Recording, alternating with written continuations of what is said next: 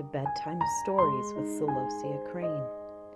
Today we're going to continue on in Fairy Tales Every Child Should Know with the story of the Golden Goose. There was a man who had 3 sons, the youngest of whom was considered very silly, and everyone used to mock him and make fun of him. Now the eldest son wanted to go and cut wood in the forest, and before he left home his mother prepared beautiful pancakes and a bottle of wine for him to take with him, so that he might not suffer from hunger or thirst. As he entered the forest, he met a gray old man who bade him "Good morning," and said, "Give me a little piece of cake out of your basket and a drop of wine out of your bottle, for I am very hungry and thirsty." But the clever son replied, "What? Give you my cake and my wine? Why, if I did, I should have none for myself. Not I, indeed, so take yourself off." And he left the man standing and went on.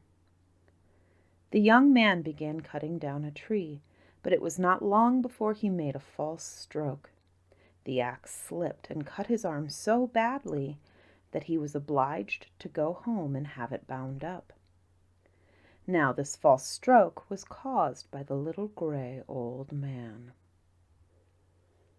Next day, the second son went into the forest to cut wood, and his mother gave him a cake and a bottle of wine. As he entered the wood, the same little old man met him and begged for a piece of cake and a drop of wine. But the second son answered rudely, "What I might give to you I shall want for myself, so be off." Then he left the little old man standing in the road and walked on. His punishment soon came. He had scarcely given 2 strokes on a tree with his axe when he hit his leg such a terrible blow that he was obliged to limp home in great pain. Then the stupid son said to his father, "Let me for once go and cut wood in the forest." But his father said, "No, your brothers have been hurt already, and it would be worse for you, who don't understand wood cutting." The boy, however, begged so hard to be allowed to go that his father said, "There, get along with you. You will buy your experience very dearly, I expect." His mother, however, gave him a cake which had been made with water and baked in the ashes, and a bottle of sour beer. When he reached the wood, the very same little old man met him, and after greeting him kindly said, "Give me a little of your cake and a drop from your bottle, for I am very hungry and thirsty." "Oh," replied the simple youth, "I have only a cake which has been baked in the ashes and some sour beer, but you are welcome to a share of it. Let us sit down and eat and drink together." So they seated themselves, and lo and behold, when the youth opened his basket, the cake had been turned into a beautiful cake, and the sour beer into wine. After they had eaten and drank enough, the little old man said, "Because you have been kind-hearted and shared your dinner with me, I will make you in future lucky in all you undertake. There stands an old tree. Cut it down, and you will find something good at the root." Then the old man said, "Farewell," and left him. The youth set to work, and very soon succeeded in felling the tree. When he found sitting at the roots a goose, whose feathers were of pure gold, he took it up, and instead of going home, carried it with him to an inn at a little distance, where he intended to pass the night. The landlord had 3 daughters, who looked at the goose with envious eyes. They had never seen such a wonderful bird, and longed to have at least one of its feathers. "Ah," thought the eldest, "I shall soon have an opportunity to pluck one of them." And so it happened, for not long after the young man left the room. She instantly went up to the bird and took a hold of its wing, but as she did so, the thumb and finger remained stuck fast. In a short time after, the second sister came in, with the full expectation of gaining a golden feather. But as she touched her sister to move her from the bird, her hand stuck fast to her sister's dress, and neither of them could free herself. At last, in came the third sister with the same intention. "Keep away!" screamed the other two. "In heaven's name, keep away!" But she could not imagine why she should keep away. If they were near the golden bird, why should not she be there? So she made a spring forward and touched her second sister, and immediately she also was made a prisoner. And in this position they were obliged to remain by the goose all night. In the morning, the young man came in, took the goose on his arm, and went away without troubling himself about the 3 girls who were following close behind him.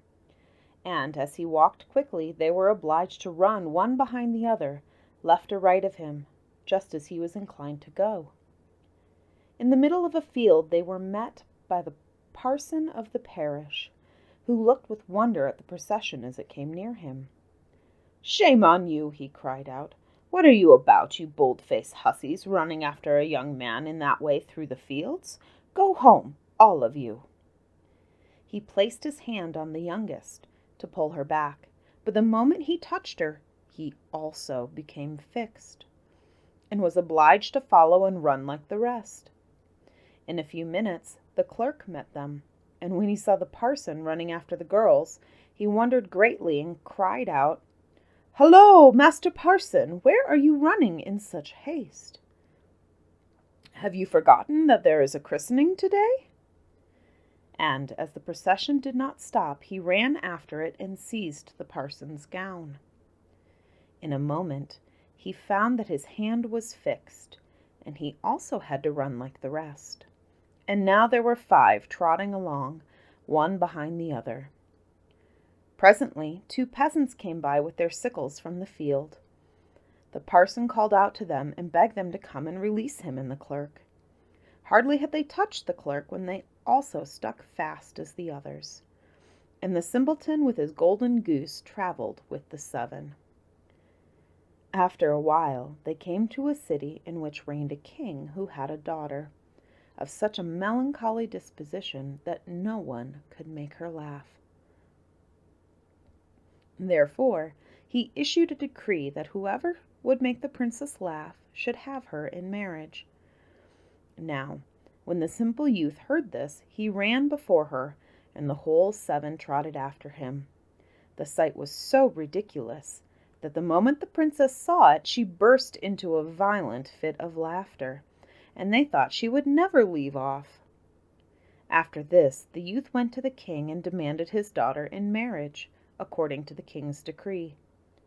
But his majesty did not quite like to have the young man for a son-in-law, so he said that before he could consent to the marriage, the youth must bring him a man who could drink all the wine in the king's cellar. The simpleton went into the forest, for he thought, "If anyone can help me, it is the little gray man." When he arrived at the spot where he had cut down the tree, there stood a man with a very miserable face. The youth asked him why he looked so sorrowful. "Oh," he exclaimed, "I suffer such dreadful thirst that nothing seems able to quench it. And cold water I cannot endure. I have emptied a cask of wine already, but it was just like a drop of water on a hot stone." "I can help you," cried the young man. "Come with me and you shall have your fill, I promise you." Upon this he led the man into the king's cellar, where he opened the casks one after another, and drank till his back ached, and before the day closed he had quite emptied the king's cellar. Again the young man asked for his bride, but the king was annoyed at the thought of giving his daughter to such a common fellow, and to get rid of him he made another condition. He said that no man should have his daughter who could not find someone able to eat up a whole mountain of bread.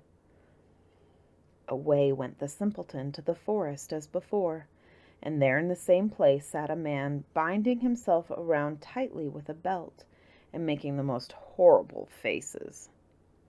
As the youth approached, he cried, "I have eaten a whole oven full of rolls, but it has not satisfied me a bit. I am as hungry as ever, and my stomach feels so empty that I am obliged to bind it round tightly, or I should die of hunger." The simpleton could hardly contain himself for joy when he heard this. "Get up," he exclaimed, "and come with me, and I will give you plenty to eat, I'll warrant." So he led him to the king's court, where his majesty had ordered all of the flour in the kingdom to be made into bread and piled up in a huge mountain. The hungry man placed himself before the bread and began to eat, and before the evening the whole pile had disappeared.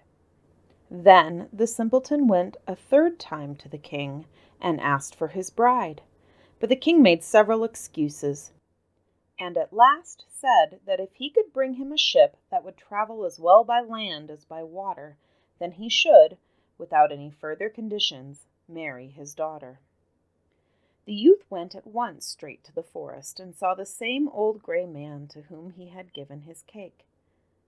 "Ah," he said as the youth approached, "it was I who sent the men to eat and drink, and I will also give you a ship that can travel by land or by sea, because when you thought I was poor, you were kind-hearted and gave me food and drink." The youth took the ship, and when the king saw it, he was quite surprised, but he could not any longer refuse to give him his daughter in marriage. The wedding was celebrated with great pomp, and after the king's death, the simple woodcutter inherited the whole kingdom and lived happily with his wife. And that is the end of The Golden Goose. Thank you so much for listening. I hope you enjoyed, and I can't wait to come back next week with our next story.